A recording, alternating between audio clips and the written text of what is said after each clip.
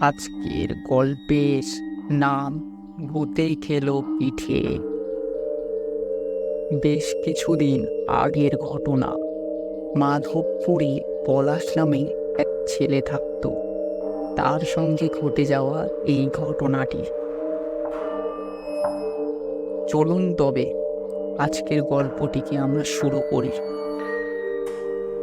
একদিন আমাদের বাড়িতে গঙ্গা স্নানের আগের দিন রাতে, বাউনি পুজোর দিন, মা পিঠে বানাচ্ছিল আর আমরা এইদিকে ভাই বোন মিলে অনেক আনন্দ মজা করছিলাম।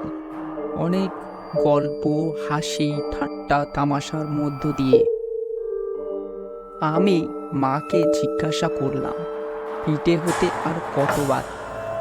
মা পাশের রান্নাঘর থেকে বলল, বেশি বাকি নেই, এই হয়ে এসছে প্রায়।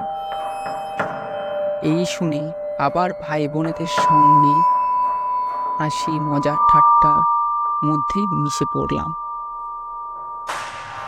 প্রায় দেখতে দেখতে অনেক রাত হয়ে গেল। তখন ঘড়ির কাঁটা মনে হয় 10টা প্রায় ছুঁই ছুঁই। মা পাশের রান্নাঘর থেকে ডাক দিল, বলল, পিঠে হয়ে গেছে, তোরা বসে পড়। আমি বাড়ির বড় ছেলে, তাই আমার উপর ভাই বোন যতই দুষ্টুমি করুক, তার দোষটা আমার উপরে এসে পড়তো। মা আমাকে হঠাৎই ডাক দিল রান্নাঘর থেকে। আমি মায়ের কাছে গেলাম। মা আমাকে বলল, এই নে কিছু পিঠে, তোর কাকিমাদের বাড়িতে গিয়ে দিয়ে আয়। কাকিমাদের বাড়িটা বেশ কিছুটা দূরে ছিল। প্রায় একটা বড় মাঠ রয়েছে, মাঠের ওপাশে। তোমাকে কাকিমাদের বাড়িতে যেতে হলে সেই বড় মাঠটা পার হয়ে যেতে হবে। ওই মাঠে মাঝখানে বড় একটা বট গাছ ছিল। বাবা মায়ের মুখ থেকে শোনা, ওখানে নাকি রাতের বেলায় দেনারা ঘোরাফেরা করে। আর বেশি কিছু না ভেবে মায়ের কাছ থেকে পিঠেগুলো নিয়ে কাকিমাদের বাড়ির দিকে হাঁটতে লাগলাম। কিছুটা হাঁটার পর সেই মাঠের উপর দিয়ে যাওয়ার সময় একটা অদ্ভুত ধুলোর বাতাস আমার কাছে দিয়ে যেতে লাগলো। আমি সেগুলোকে কোনো গুরুত্ব না দিয়ে আমি আমার মতো চলতে শুরু করলাম আবার।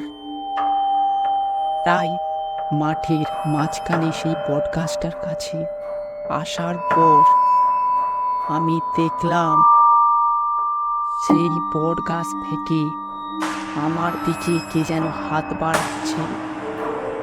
মৃদু মৃদু কণ্ঠে শব্দ শুনতে পারছি। আমাকে বলছে, পিঠে দে, পিঠে দে, পিঠে দে। আমি সেই শব্দ শুনে গাছের উপরে তাকালাম। দেখলাম কঙ্কালের মতো অজস্র দেহ সেই গাছের উপর ঝুলছে। আমি সেই দেখে পিঠেগুলোকে ফেলে দিয়ে বাড়ির দিকে ছুট মারলাম। বাড়িতে যেতেই মা বলল, তুই এত হাঁপাচ্ছিস কেন? আমি মাকে বললাম সব কথা। মা শুনে আমাকে বলল, আর কখনো রাতে আমি তোকে পাঠাবো না।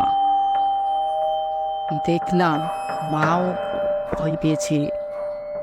পরদিন সকালে সেখানে গেলাম।